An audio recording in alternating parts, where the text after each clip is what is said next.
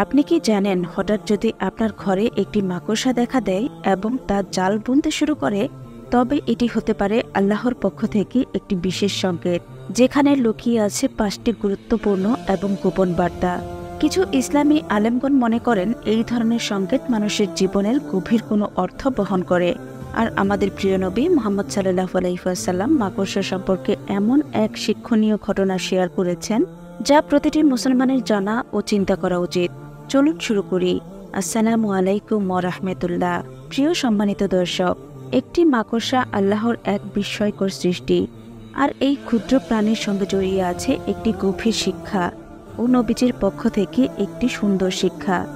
একটি হাদিসে উল্লেখ করা হয়েছে, যদি ঘরের ভেতর কোনো মাকড়সার জাল থাকে তবে সেই জাল পরিষ্কার করে ফেলা উচিত, তবে মাকড়সাটিকে হত্যা না করেই। আমাদের নবী সাল্লাল্লাহু আলাইহি ওয়াসাল্লাম আমাদের সমস্ত সৃষ্টির প্রতি দয়া ও করুণা দেখাতে শিখিয়েছেন। বন্ধুরা, নিশ্চয়ই আপনি লক্ষ্য করেছেন, মাকড়সার জাল সাধারণত ঘরের সেই কোণাগুলোতেই তৈরি হয় যেখানে মানুষ খুব একটা যায় না, যেমন পুরনো জিনিসপত্র রাখা ঘর বা কোণে রাখা অব্যবহৃত স্থান যেখানে অনেক দিন কেউ যায় না, সেখানে এই সূক্ষ্ম জাল তৈরি হয়ে যায়। কিন্তু এই জালের পেছনে আছে এক গভীর ইতিহাস, এক অবিশ্বাস্য ঘটনা প্রায় 1400 বছর আগের, যা হযরত মুহাম্মদ সাল্লাল্লাহু আলাইহি ওয়াসাল্লাম আমাদের সাথে ভাগ করে নিয়েছেন। একটি অলৌকিক ঘটনা রয়েছে যা নবী মুহাম্মদ সাল্লাল্লাহু আলাইহি ওয়াসাল্লাম ও একটি মাকড়সার সঙ্গে জড়িত। আমরা ঘরে মাকড়সার জাল দেখলে এর পেছনের গোপন তাৎপর্য বুঝতে চাইলে আগে আমাদের জানতে হবে সেই রহস্যময় ও বিস্ময়কর ঘটনাটি, যা ইসলামের ইতিহাসে একটি বিখ্যাত অধ্যায়। এই ঘটনাটি সেই সময়ের যখন ইসলামের শত্রুরা নবীজির উপর ভয়াবহ নির্যাতন চালাচ্ছিল। মক্কার মুশরিকরা নবীজিকে ও তার সাহাবীদের জীবন অতিষ্ঠ করে তুলেছিল। তখন সাহাবীরা নবীজির কাছে এসে বললেন, হে আল্লাহর রাসূল, আমরা আর মক্কায় থাকতে পারছি না, অনুগ্রহ করে আমাদের হিজরতের অনুমতি দিন। তখন নবী মুহাম্মদ সাল্লাল্লাহু আলাইহি ওয়াসাল্লাম তার প্রিয় সাহাবীদের মদিনায় হিজরত করতে বললেন, কিন্তু তিনি নিজে তখনই মক্কা ত্যাগ করেননি। তিনি মক্কার অবিশ্বাসীদের মধ্যে থেকেই ইসলাম প্রচার করতে লাগলেন, সত্যের দিকে ডাক দিতে লাগলেন। কিন্তু যখন মক্কার কাফিররা দেখল যে নবী সাল্লাল্লাহু আলাইহি ওয়াসাল্লাম এখনও মানুষকে ইসলামের দিকে আহ্বান করছেন এবং অনেকেই তার ডাকে সাড়া দিচ্ছে, তখন তারা ভীষণ রেগে গেল। তারা সিদ্ধান্ত নিল ভোর হওয়ার আগেই তাকে হত্যা করতে হবে। এই ষড়যন্ত্রের খবর তখন নবীজির কাছে পৌঁছায়। তখন তিনি সিদ্ধান্ত নেন তিনি হিজরত করবেন এবং তার সঙ্গে থাকবেন প্রিয় সাহাবী হযরত আবু বকর রাদিয়াল্লাহু তাআলা আনহু। দুজনেই গোপনে প্রস্তুতি নিতে থাকলেন। এরপর এক রাতে তারা চুপি চুপি মক্কা ত্যাগ করলেন। কিন্তু মক্কার অবিশ্বাসীরা এত সহজেই হাল ছাড়েনি। তারা নবীজিকে থামাতে মরিয়া হয়ে উঠল আর একের পর এক পরিকল্পনা করতে লাগল। ঠিক এই সংকটময় মুহূর্তে ঘটে যায় সেই অলৌকিক ঘটনা, যার কেন্দ্রবিন্দু একটি মাকড়সা। যখন নবী সাল্লাল্লাহু আলাইহি ওয়াসাল্লাম মক্কা ত্যাগের সিদ্ধান্ত নিলেন, তখন তিনি এক অসাধারণ কৌশল অবলম্বন করলেন। তিনি হযরত আলী রাদিয়াল্লাহু তাআলা আনহুকে তার বিছানায় শুতে বললেন, যেন শত্রুরা মনে করে তিনি এখনও ঘরে আছেন। আর এদিকে নবীজি নিঃশব্দে ঘর ত্যাগ করে হিজরতের উদ্দেশ্যে রওনা দিলেন। হযরত আবু বকর রাদিয়াল্লাহু তাআলা আনহু তার সঙ্গে ছিলেন। তিনি নবীজিকে 4 দিক থেকে পাহারা দিচ্ছিলেন, কখনো সামনে, কখনো পেছনে, ডানে আর বামে, যেন কোনো আক্রমণ এলে তিনি তা রুখে দিতে পারেন। এক পর্যায়ে নবী সাল্লাল্লাহু আলাইহি ওয়াসাল্লাম হাসলেন এবং এক নির্জন জায়গার দিকে তাকালেন। সেটি ছিল একটি গুহা, যার নাম গারে শাওর। এই গুহাতেই তিনি ও হযরত আবু বকর আশ্রয় নিলেন। কিন্তু মক্কার অবিশ্বাসীরা এত সহজেই হাল ছাড়েনি। তারা তাদের অনুসন্ধান চালিয়ে যেতে লাগল। নবীজি সাল্লাল্লাহু আলাইহি ওয়াসাল্লামকে খুঁজে পেতে মরিয়া হয়ে উঠল, কিন্তু আল্লাহ তার প্রিয় রাসূলকে ছেড়ে দেননি। পবিত্র কুরআনে সূরা আত-তাওবায় বলা হয়েছে, যখন তারা দুইজন গুহায় ছিল এবং নবী তার সাথীকে বলেছিল, চিন্তা করো না, নিশ্চয়ই আল্লাহ আমাদের সঙ্গে আছেন। আল্লাহর রহমত ও পরিকল্পনায় নবীজি নিরাপদে মদিনার পথে রওনা হতে পেরেছিলেন। আর ঠিক গুহার মুখেই ঘটে যায় সেই অলৌকিক ঘটনা, যা আজও আমাদের ঈমানকে শক্তিশালী করে তোলে।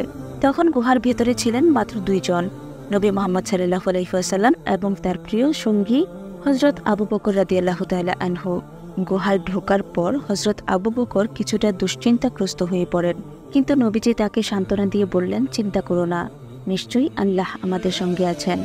আল্লাহ তখন তাদের উপর শান্তি নাজিল করলেন এবং এক অলৌকিক কৌশল তৈরি করলেন, যা ছিল এমন একটি চিহ্ন যা শত্রুদের দৃষ্টিকে বিভ্রান্ত করে দিল। প্রিয় বন্ধুরা, যখন এই দুই মহান ব্যক্তি গুহার মধ্যে লুকিয়েছিলেন তখন এক আশ্চর্য ঘটনা ঘটল। আল্লাহর হুকুমে দুই কবুতর এসে গুহার মুখে একটি বাসা তৈরি করল। গুহার আশেপাশেই ছিল একটি গাছ যা মক্কার এক নারী উম্মে গোলাপ লাগিয়েছিলেন। ঠিক তখনই একটি মাকড়সা গুহার মুখে জাল বুনে ফেলল। এদিকে যখন মক্কার মুশরিকরা গুহার সামনে এসে পৌঁছায়, তারা দেখে গুহার মুখে মাকড়সার জাল অক্ষত অবস্থায় রয়েছে, আর কবুতরের বাসাও নড়চড় হয়নি। তারা নিজেদের মধ্যে বলল, যদি কেউ এই গুহায় ঢুকত তাহলে তো মাকড়সার জাল ছিঁড়ে যেত আর কবুতরের বাসাও উল্টে যেত। এই ভঙ্গুর জাল ও ছোট্ট পাখির বাসা এক বিশাল পরিকল্পনার অংশ ছিল। সেটা হলো আল্লাহর মহাপরিকল্পনা। এই দুটি ছোট সৃষ্টি, একটি মাকড়সা আর দুটি কবুতর, আল্লাহ ব্যবহার করলেন নবী সাল্লাল্লাহু আলাইহি ওয়াসাল্লাম ও তার সঙ্গী আবু বকর রাদিয়াল্লাহু তাআলা আনহুকে রক্ষা করার জন্য। শত্রুরা যখন কোনো বিচরণের চিহ্ন দেখতে পেল না, তখন তারা বিশ্বাস করে ফিরে গেল, ভাবল গুহার ভেতরে কেউ নেই। এইভাবে আল্লাহ তার প্রিয় রাসূল ও তার সঙ্গীকে রক্ষা করলেন একটি মাকড়সা ও দুটি কবুতরের মাধ্যমে। এই ঘটনা আজও আমাদের ঈমানকে দৃঢ় করে। আর এই ঘটনাটি ইসলামী ইতিহাসের এক চিরস্মরণীয় অলৌকিক ঘটনা। ইসলামে মাকড়সা হত্যা নিয়ে দুটি দৃষ্টিভঙ্গি রয়েছে। প্রথমত, একটি বিশেষ প্রজাতির মাকড়সা রয়েছে যারা মাটির নিচে বা গর্তে বাসা বানায় এবং মাঝে মাঝে ক্ষতিকারক হয়ে উঠতে পারে। এই মাকড়সাকে বলা হয় মশি, এবং ইসলামের দৃষ্টিকোণ থেকে এটিকে মারলে কোনো গুনাহ হয় না। দ্বিতীয়ত, সাধারণ ঘরের কোনায় জাল তৈরি করা মাকড়সা। এই মাকড়সা সাধারণত নিরীহ, কাউকে ক্ষতি করে না এবং শান্তিপূর্ণভাবে বসবাস করে। নবী মুহাম্মদ সাল্লাল্লাহু আলাইহি ওয়াসাল্লাম এই ধরনের মাকড়সা হত্যা করতে নিষেধ করেছেন, তবে জাল পরিষ্কার করতে কোনো বাধা নেই। হযরত আলী রাদিয়াল্লাহু তাআলা আনহু বলেছেন, ঘরের কোনায় থাকা মাকড়সার জাল সরিয়ে ফেলো, কারণ তা দুশ্চিন্তা, অস্থিরতা এবং মানসিক চাপের প্রতীক। এসব হলো অস্বস্তির চিহ্ন। তাই ঘরকে পরিচ্ছন্ন রাখো এবং এসব জিনিস ছাড়িয়ে দাও। অনেক ইসলামী আলেম বিশ্বাস করেন, যদি ঘরের কোনায় মাকড়সার জাল জমে তা হতে পারে আর্থিক সমস্যার ইঙ্গিত। এতে করে বাড়ির সদস্যদের অর্থনৈতিক কষ্ট হতে পারে। যদি ইবাদতের স্থানে জাল থাকে তবে তা অশান্তি ও দুর্ভাগ্য ডেকে আনতে পারে। তাই এমন জায়গাগুলো অবিলম্বে পরিষ্কার করে ফেলা উচিত। যদি রান্নাঘরের কোনায় জাল থাকে তবে পরিবারের কারো স্বাস্থ্য খারাপ হতে পারে, কেউ হয়তো বারবার অসুস্থ হয়ে পড়তে পারে। আর যদি শোবার ঘরে মাকড়সার জাল থাকে তাহলে দাম্পত্য জীবনে অশান্তি দেখা দিতে পারে, স্বামী স্ত্রীর মধ্যে বিরোধ ও ঝগড়া বেড়ে যেতে পারে। এইসব বিপদ ও দুর্ভাগ্য থেকে রক্ষা পেতে আমাদের উচিত ঘর পরিষ্কার রাখা। পরিচ্ছন্নতা কেবল শরীরের স্বাস্থ্য রক্ষায় নয়, বরং আধ্যাত্মিক শান্তি বজায় রাখার জন্য গুরুত্বপূর্ণ। প্রিয় বন্ধুরা, মাকড়সার জীবনচক্র বা জন্ম প্রক্রিয়াও অত্যন্ত বিস্ময়কর ও চিন্তার বিষয়। যখন মাকড়সার মা সন্তান প্রসব করেন তখন সে প্রায়শই পুরুষ মাকড়সাকে হত্যা করে এবং তাকে বাসা থেকে বের করে দেয়। এরপর যখন ছানাগুলো বড় হতে থাকে তখন তারা নিজেরাই তাদের মাকে মেরে ফেলে। এই চক্র প্রতি বছর এভাবেই চলতে থাকে। শুনতে অবাক লাগলেও এটা কোনো গল্প নয়। বিজ্ঞানভিত্তিক গবেষণায় এই আচরণ প্রমাণিত হয়েছে। এটি প্রকৃতির এক নির্মম সত্য। আল্লাহ কুরআনের সূরা আনকাবুতে এর সঙ্গে মিলিয়ে একটি গুরুত্বপূর্ণ শিক্ষা দিয়েছেন। যারা আল্লাহ ব্যতীত অন্যকে অভিভাবক বানায় তারা যেন মাকড়সার মতো, যে নিজের জন্য ঘর তৈরি করে, আর মাকড়সার ঘরই হলো সবচেয়ে দুর্বল ঘর। যদি তারা জানতো। প্রিয় ভাই ও বোনেরা, এই আয়াত থেকে আমরা এক গভীর শিক্ষা নিতে পারি। আল্লাহ আমাদের দেখাচ্ছেন, যারা আল্লাহ ছাড়া অন্য কিছুর উপর ভরসা করে অথবা অন্য কিছুকে ইলাহ বানায় তারা অত্যন্ত দুর্বল স্থানে থাকে। তাদের আকীদা, চরিত্র, এমনকি পরিবারও সংসার হয়ে পড়ে মাকড়সার জালের মতো দুর্বল, যা বাইরে থেকে জটিল ও সুন্দর মনে হলেও সামান্য ছোঁয়াতেই ভেঙে পড়ে। এইভাবে আল্লাহ আমাদের ছোট্ট একটি উদাহরণের মাধ্যমে এক বড় সত্য শেখাচ্ছেন। আমরা যেন ভরসা করি কেবল আল্লাহর উপর এবং কখনো যেন ভুল পথে না যাই। প্রিয় বন্ধুরা, আল্লাহ তাআলা কুরআনে বহু জায়গায় ছোট ছোট প্রাণী নিয়ে উদাহরণ দিয়েছেন, যেমন একটি মশা। অনেকে ভাবতে পারে আল্লাহ কেন এত ছোট একটি প্রাণী দিয়ে উদাহরণ দিচ্ছেন, কিন্তু আল্লাহর জ্ঞান ও হিকমতের কাছে এই প্রশ্ন অর্থহীন। একটি ছোট মশা দেখতে যেমন তুচ্ছ, কিন্তু ইতিহাস বলছে এটি মানুষের জন্য সবচেয়ে বেশি মৃত্যুর কারণ হয়েছে। এমনকি ইতিহাসের এক বড় জালেম রাজা নমরুদ, যে নিজেকে খোদা দাবি করত, তাকেও আল্লাহ একটি মশার মাধ্যমে ধ্বংস করেছিলেন। এই উদাহরণ থেকে আমরা বুঝতে পারি আল্লাহ চাইলে সবচেয়ে ক্ষুদ্র সৃষ্টি দিয়েও বিশাল কাজ সম্পন্ন করতে পারেন।